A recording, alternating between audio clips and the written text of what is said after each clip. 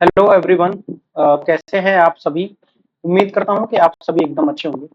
मेरे प्यारे साथी, आज इस क्लास में हम डिस्कस करने जा रहे हैं एक और नया टॉपिक, जिसका नाम है बेसिकली ग्रीन फंक्शन। बट आपको एक चीज पता है ना कि हम जो भी हम यहाँ पर टॉपिक्स पढ़ रहे हैं, ठीक है ना, हम यहाँ पर जो भी टॉपिक्स पढ़ रहे हैं वो सभी के सभी टॉपिक्स आपके वेक्टर एनालिसिस से रिलेटेड है।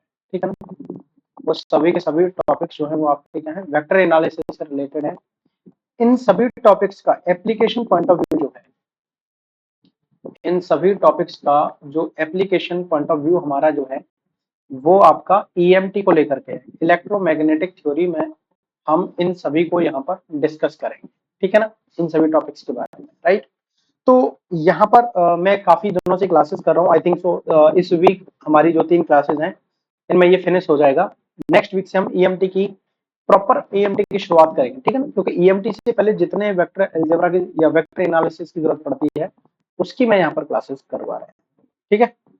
तो आज का जो बेसिकली है, तो हम मेनली फोकस करेंगे कि जो हमारा ग्रीन्स फंक्शन है वो हमारा क्या होता है, उससे क्वेश्चंस क्या होते हैं, ठीक है ना, और हम इसके क्वेश्चंस हम लोग यहाँ पर डिस्कस करेंगे, ठीक है ना।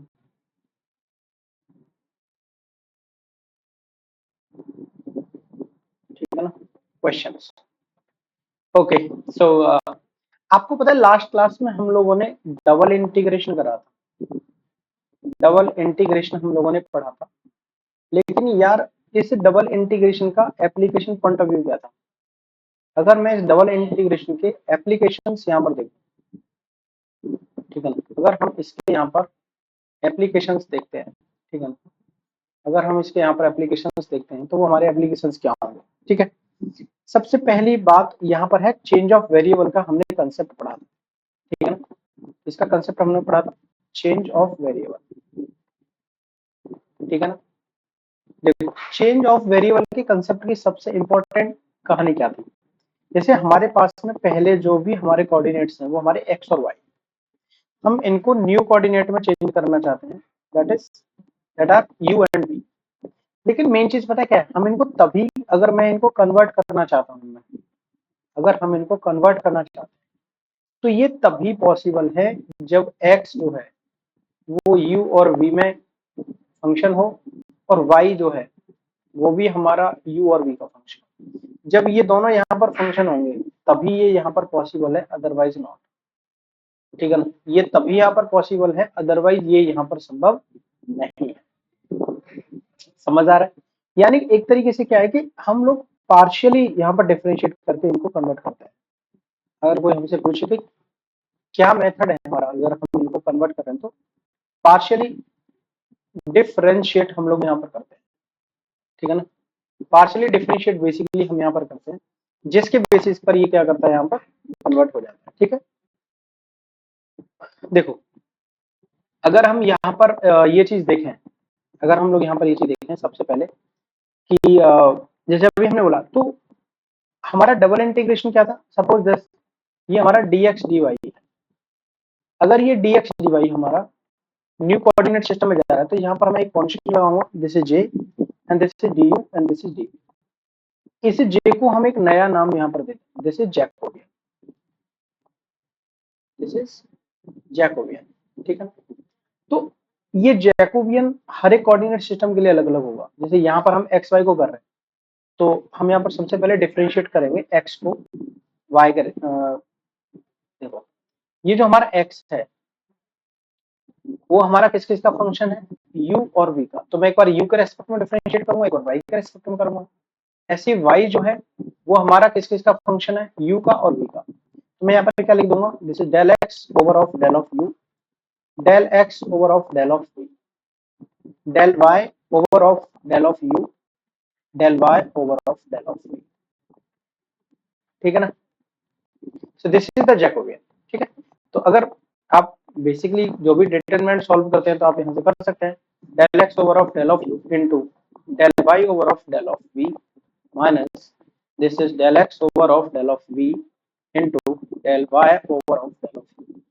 तो ये हमारा क्या हो गया, जैकोबियन हो गया। देखो, आपने पॉइसो ब्रैकेट पढ़ा होगा, हैमिल्टोनियन में बेसिकली इसका एप्लीकेशन हमें कहाँ पर मिलता है, देखो इसका हैमिल्टोनियन में यूज कहाँ पर होता है, आप लोगों ने बहुत अच्छे तरीके से पढ़ा है। पॉइजो ब्रैकेट जिसको हम लोग बोलते हैं, हैमिल्टोनियन, ठीक है ना। पॉइजो ब्रैकेट,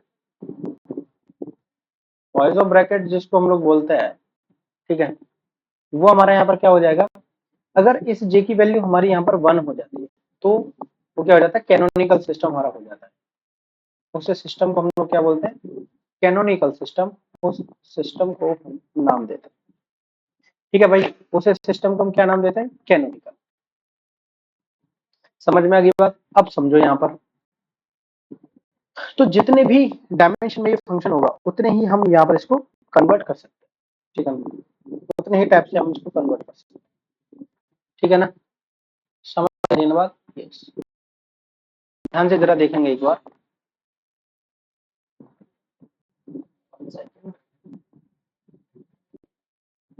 ओके,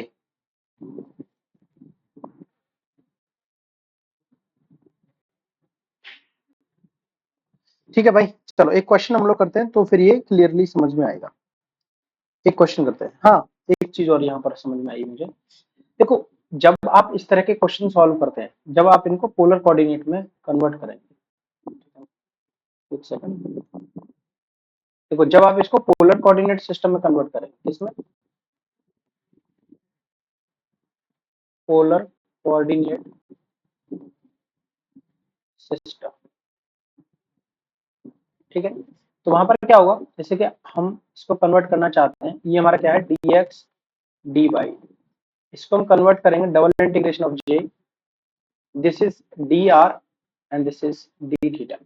तो जो हमारा x और y कोऑर्डिनेट सिस्टम है वो हमारा किस में कन्वर्ट हो रहा है भाई, वो हमारा r और थीटा में यहाँ पर कन्वर्ट, ठीक है। तो इसका मतलब आप समझते हो कि जो हमारा x है वो भी हमारा r और थीटा का फंक्शन है, और जो हमारा y है वो भी हमारा r और थीटा का फंक्शन है। इसका मतलब यह है कि इसका जब भी मैं डिफरेंशिएट करूंगा, so this is del x over of del of r and this is del x over of del of theta. Same here, यहाँ पर मैं क्या करूंगा, del y over of del of r, del y over of del theta, ठीक है। ये बात समझ में आ रही है ना। तो इस तरीके से हम यहाँ पर इनको कन्वर्ट कर सकते हैं, ठीक है ना, इनको कन्वर्ट कर सकते हैं। तो अगर मैं यहाँ पर जैकोबियन देख रहा हूँ तो वो जैकोबियन हमारा यहाँ पर क्या हो जाएगा, जैकोबियन हमारा हो जाएगा, this is del x over of del of r and this is del x over of del of theta, and again this is del y over of del of r and this is del y over of del। किसी भी coordinate system में convert करो, ये इसकी सबसे अच्छा यही है, किसी भी टाइप के कोऑर्डिनेट सिस्टम में आप इसको कन्वर्ट कर सकते हैं, वहां पर आपको कोई भी तकलीफ नहीं होगी। जैसे आपका पोलर कोऑर्डिनेट सिस्टम हमने डिस्कस किया, तो वहां पर हम इस तरीके से यहाँ देखो, जब आप इस तरह की प्रॉब्लम्स को यहाँ पर करेंगे ना, तो एक आपका बीटा फंक्शन को आपकी जरूरत पड़ेगी, एक होता है बीटा फंक्शन और एक होता है गामा फंक्शन। आपको बीटा फंक्शन की जरूरत पड़ेगी, तो वो गामा फंक्शन में आपको बेसिकली ना ये रूल याद होना चाहिए, गामा फंक्शन में आपको बेसिकली याद होना चाहिए कि गामा 1/2 की जो वैल्यू है वो रूट ऑफ पाई होती है, ठीक है ना। गामा 1/2 की जो वैल्यू है वो रूट ऑफ पाई होती है। बीटा फंक्शन की क्या होती है, 0 से 1 या 0 से π/2, ठीक है, साइन की power of P theta into cos की पावर ऑफ क्यू, cos की power of q theta and this is d theta, that is equals to gamma function of p, gamma function of, एक 1 second,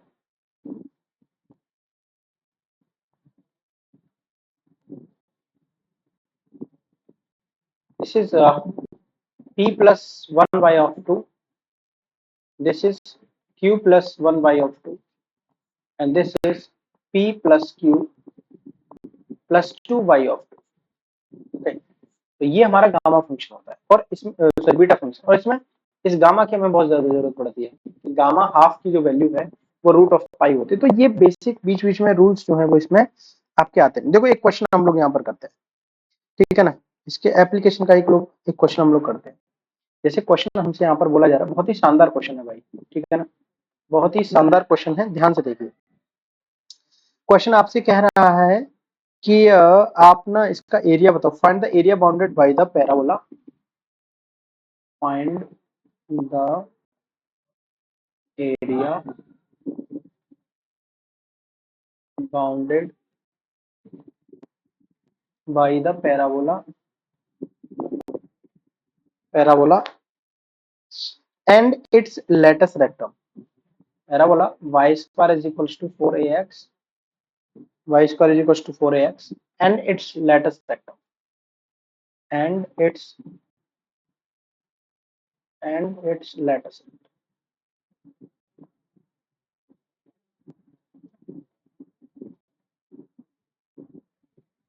ठीक है भाई, and it's latus rectum.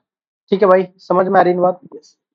अब बताओ, देखो अगर ये हमारा ये पैराबोला हमको यहाँ पर दिया है, y square is equal to 4x कैसा होता है, इस तरीके से, this is y square is equal to 4x, this is x, this is y, this is 0 comma of 0 and this is the line this is x is equals to of a, और यहाँ पर y is equals to क्या हो जाएगा, this is 0। ठीक है, तो अगर मुझे इसका एरिया चाहिए, ठीक है, तो मैं एक काम करता हूँ, यहाँ से इस वाले का एरिया निकाल लेते हैं, इसका एरिया हम निकाल लेते हैं। अब नीचे वाला जो भी ये वाला एरिया इसका क्या डबल हो जाएगा, तो हमारे यहाँ से जो भी एरिया आया ये एरिया हमारा क्या आ जाएगा, simple, this is dx dy, जो भी ये आएगा हाफ वाले पार्ट का हम लोग निकाल रहे हैं, इसका मैं 2 टाइम्स यहाँ पर करता हूँ, यहाँ पर हम लोग क्या कर देंगे 2। अगर मैं x की लिमिट देखता हूँ, तो भाई मुझे पहले आप x की लिमिट बताओ, देखो x 0 से कहां तक जा रहा है, a तक जा रहा है, x जा रहा है 0 टू a। अच्छा, अगर x 0 टू a जा रहा है तो y इज इक्वल्स टू कहां जा रहा है, y इज इक्वल्स टू 0 से ये वाला point, this y is equals to root under of 4a of a। तो काम करते हैं, this is equals to 2 times of x की लिमिट लगा दो 0 टू a, ठीक है ना, 0 टू a,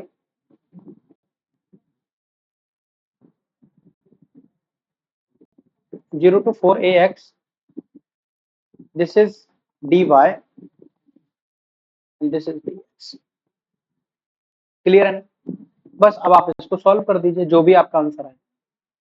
देखो पहले बीच वाले पार्ट को आप सॉल्व करिए, जब भी आपको इस तरह का कोई भी ऑप्शन मिलता है तो आप सबसे पहले कहां पर जाएंगे, you will go for this middle part, this middle part. ठीक है, तो इसका इंटीग्रेशन कितना हो जाएगा, तो y लिमिट लगा दो यार, बस सिंपल, रूट में 4 ऑफ ax, इसका तो इंटीग्रेशन ही रूट ऑफ 4 ऑफ ax आ गया। ठीक है, अगर मैं इसको यहाँ पर रखूंगा तो मेरा इंटीग्रेशन ये वाला बन जाएगा 2 times of 0 to a root of 4a, एक साथ में रूट ऑफ x को मैं लिख देता हूँ x की power 1/2 of d of x।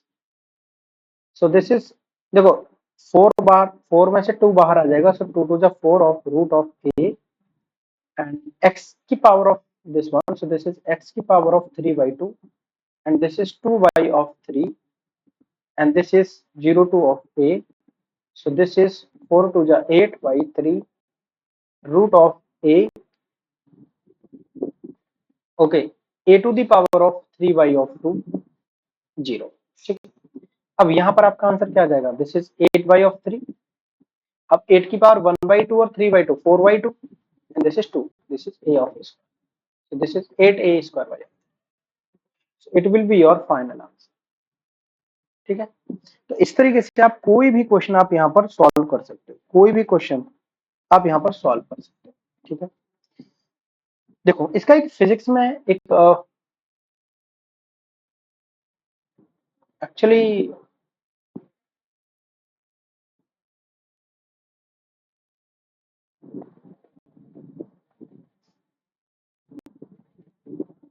1 second यार,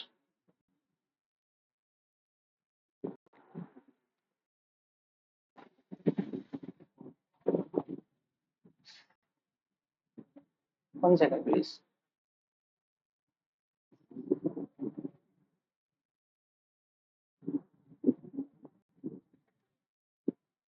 ओके नाउ, सो जैसे एक क्वेश्चन आपसे यहाँ पर बोला गया कि suppose that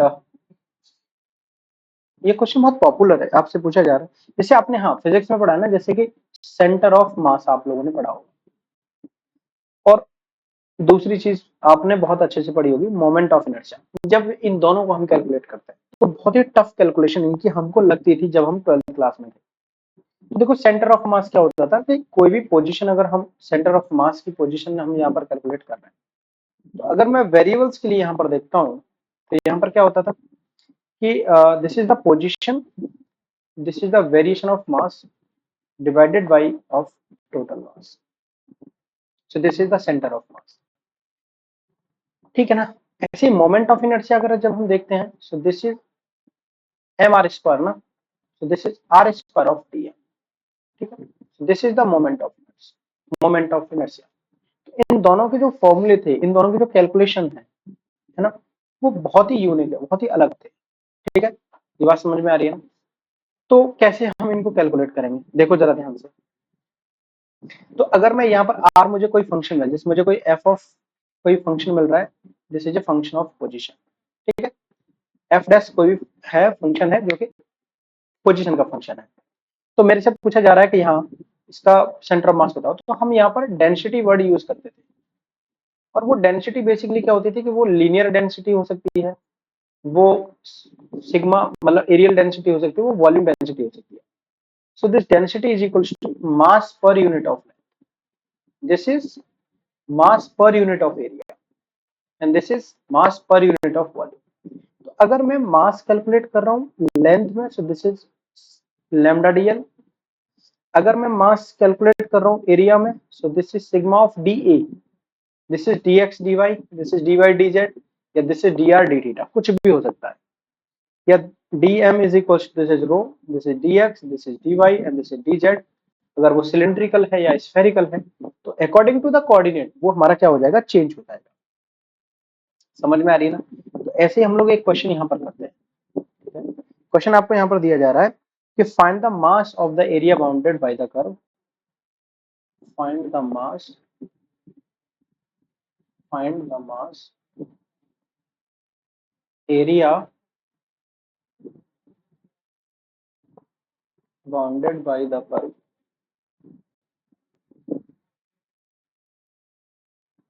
by the curves y square is equals to x and y is equals to x if rho is equals to, if rho is equals to mu, this is x square plus y square। तो अगर हम इस area की यहाँ पर बात करेंगे तो ये हमारा क्या हो जाएगा, देखो। तो सबसे सिंपल, अगर मैं इसका पहले ग्राफ बनाने की कोशिश करूँ, तो अगर मैं y square is equals to x देखूँ तो वो डाउन में जाता है, डाउनफॉल होगा। This is y square is equals to of x, और एक्स क्यूब क्या जाता है ऐसे करके, तो this is y is equals to x. तो देखो अगर मैं ये वाला पॉइंट यहाँ पर कैलकुलेट करूं, सबसे पहली बात स्टार्टिंग इनकी 0,0 से, तो मुझे ये कैलकुलेट करना है, इस एरिया का मास मुझे कैलकुलेट करना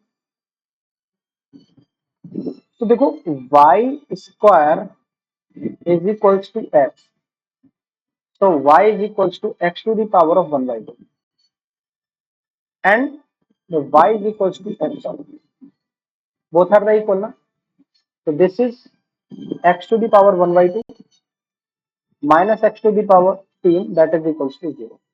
अगर मैं इसको सॉल्व करूंगा then we will get the two values of x। ठीक है। दूसरी बात, अगर मैं y की लिमिट देख रहा हूँ तो y तो मेरा जा ही रहा है कहां से कहां तक, रूट ऑफ x से लेकर के x की पावर 3 तक। ठीक है ना।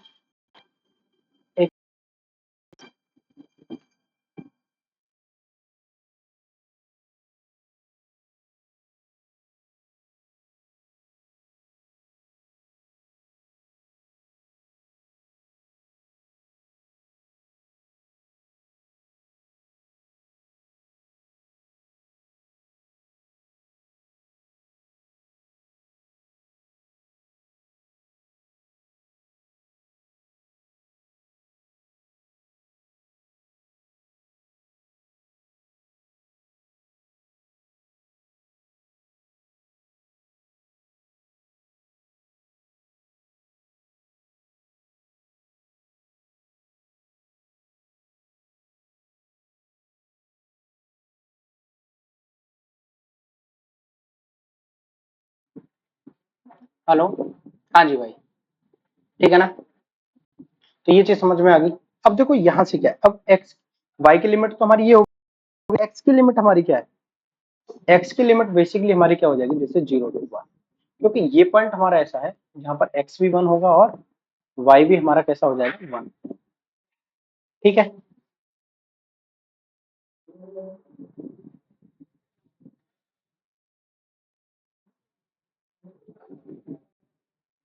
So this mass is equals to density. This is dx dy. रो बाहर आ गया, x square plus y square, limit लगा दो, dx dy, 0 to 1 root x से एक्स। ठीक। अब आपके पास में यहाँ पर दो ऑप्शन है, पहले आप किसको सॉल्व करना चाहेंगे। ठीक है, रो 0 से 1 एक्स है तो वाई को पहले सॉल्व कर लो। तो वाई को करेंगे तो क्या हो जाएगा, this is x square of y plus y Q y of 3, y के रिस्पेक्ट में किया ना, root of x of Q and D x. ठीक है, तो आप यहाँ पर वाई की वैल्यू रख दीजिए, ये क्या हो जाएगा, रो 0 से 1, देखो एक्स स्क्वायर पहले से है, एक्स की पावर हो गया ये 5। ठीक है, प्लस 1/3, ओ सॉरी माइनस भी तो आएगा ना। हाँ ठीक है, एक्स क्यूब कर देते हैं, एक्स क्यूब करूंगा तो ये कितना हो जाएगा, 3 और 3 6। ठीक है, प्लस हो गया, माइनस करो तो y की जगह पर ये रखूंगा, x की पावर 2 और 1/2, 2 and 1/2, this is 5/2। Okay, and plus 3 plus 1/2, 7/2, 1/3 x cube और 7/2 प्लस dx। अब आप इसको प्रॉपरली इजीली सॉल्व कर सकते हैं, तो आपका जो भी यहाँ पर आंसर आएगा, जो भी आपका इंटीग्रेशन आएगा, वो आपका एंटायरली मास आपको यहाँ पर देगा। ठीक है, तो मेरा कहने का मतलब ये है कि जब भी इस तरह के कोई भी क्वेश्चन, चाहे आप मोमेंट ऑफ इनर्शिया की बात करें, चाहे आप मोमेंट ऑफ इनर्शिया एप्लीकेशन में देख लो, या फिर आप सेंटर ऑफ मास की बात कर लो, centre of gravity, centre of gravity अगर आप कैलकुलेट करते हैं तो वो भी आप इसी मेथड से कैलकुलेट। ठीक है भाई, चलिए अभी आज के लिए इतना ही, thank you. Okay, so class जो है वो डेली आपकी 8 PM रहेगी, तो अभी 2 दिन आपकी क्लास लाइव नहीं रहेगी, ऐसे ही मैं आपको क्लास प्रोवाइड कराता रहूंगा। बाकी अगर आप लोग मैक्सिमम डिस्काउंट चाहते हैं तो कौशल कूपन कोड को जरूर यूज करें। ठीक है भाई, अभी आज के लिए इतना ही, thank you so much, take care.